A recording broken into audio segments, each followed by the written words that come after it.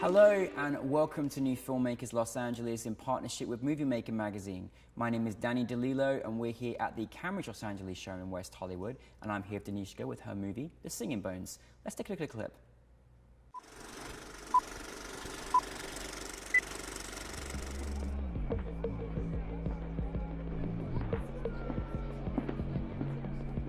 Everyone knew him. The man called Blue. He managed bands, owned some clubs and galleries. It was his house, his party. They were all making the pilgrimage for him.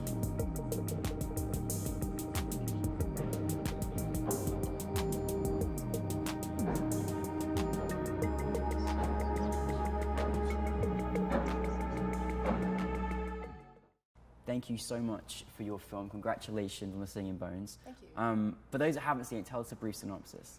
Well, The Singing Bones is a dark fairy tale, and it's an adaptation of a short story by Francesca Lia Block, and originally inspired by the fable of Bluebeard. Wow. So where did it come for you where did the inspiration come for you to make this particular film? Well, I'd always wanted to actually do some adaptation. Usually I write my own original screenplays based on original concepts. But I had met Francesca at a writer's workshop at UCLA, and I'd mentioned how much I loved her work. And she said, well, why don't we do a project together?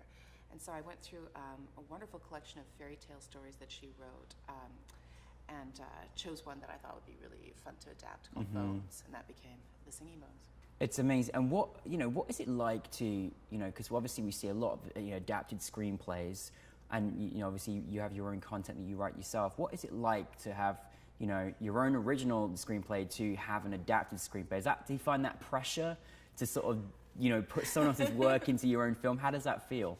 I wasn't sure how it would go because I hadn't done it before. And you do hear sometimes nightmares about conflicts between directors and writers and adaptation. But actually it was an absolutely dream working relationship because Francesca was incredibly helpful but really empowering.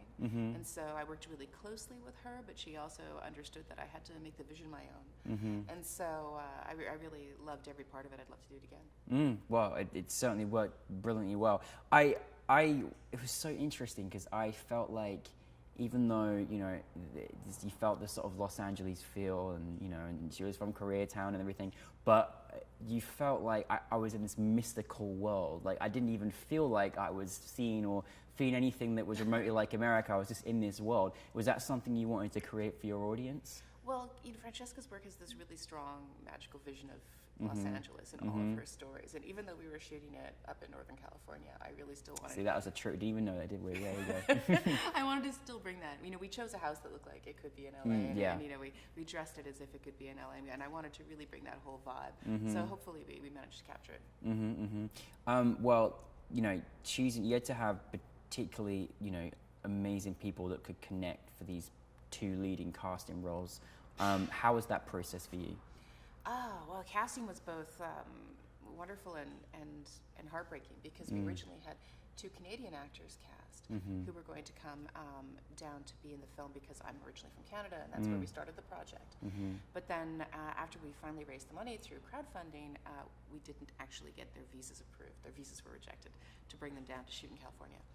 So pressure. we had to recast. Yeah. At the very last minute, like with very little time to find new actors. But luckily, we found two wonderful actors, Michael Klinger and Katie Pauley, and I just love them. So there's highs and lows in filmmaking, and you just have to be willing to adjust. And sometimes you'll discover great opportunities when that happens. Yeah, and it's just out of your reach sometimes, isn't it? And you just, what can you do? It's sad, isn't it? But you do what you can. No, they really were wondrous, and. Certainly, as a director, how did you because they have quite a dynamic, throughout the whole film, and they've got to have a certain chemistry, certain connection, and of course, there's, certain scenes that got to be intimate. How do you manage that as a director?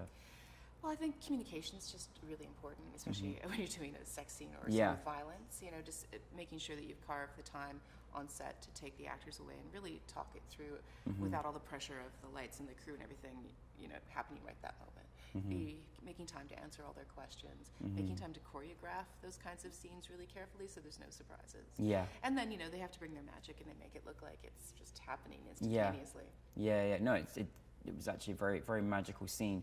Now, obviously, a very huge challenge outside of the set was having to recast at the last minute. Did you have any challenges on set? Was there any challenges that you had? Time was a bit of a challenge. I mean, we had a 4-day shoot. So Friday, Saturday, Sunday, and Monday. And a lot of our crew was only available on the Saturday and the Sunday. So we had to, you know, really schedule around people because our crew was volunteers from this wonderful local film co-op called Scary Cow. Oh, wow. And so, you know, we really appreciated them coming out and we just had to be flexible.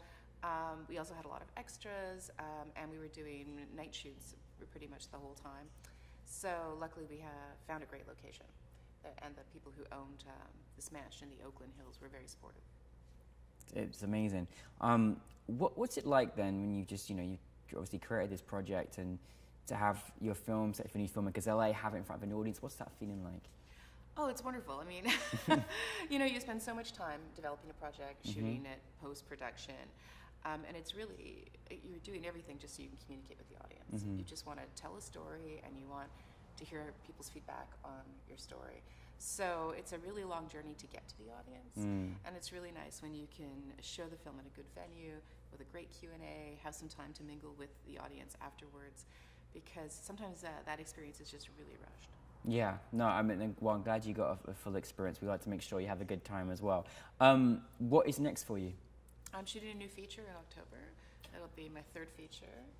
Third feature? Yeah, it's really exciting. It's a project I've had in development for a really, really long time. So I'm just about to fly off to Toronto and start pre-production on that. Fantastic. What's the you had to tell the story about what it is yet, or is it all kind of revealed? I'm not really allowed to talk about it It's yet. okay. But It's I can okay. tell you it's a female-driven dystopian thriller. Well, that's already got me wanting to watch. That's fantastic. Very, very Yeah, good. It's going to be pretty exciting. Very, very good. Now, you also you were in a block of films that was also great to see, like all these amazing female directors with the Alliance of Women Directors and being part of that. How great was that to see? Because it's certainly Really nice. Yeah. Yeah, the Alliance does really great work, and they chose a really amazing selection of films. It was really nice to meet the other filmmakers. There was a real variety of tones, I think, and different visions, definitely, but all really strong storytellers. Well, listen, congratulations on the Singing Bones. You just the way you sort of mentioned, I just did my third feature, like it was just like, it's just like, I've done 3 now. I mean, but no, it's a really incredible achievement to make a film, let alone to make. And feature films obviously require a lot more time and attention. But no, listen, congratulations on your films, and we want to follow your journey. So please continue with sharing your work with us. So thank you. Oh, thanks for having me.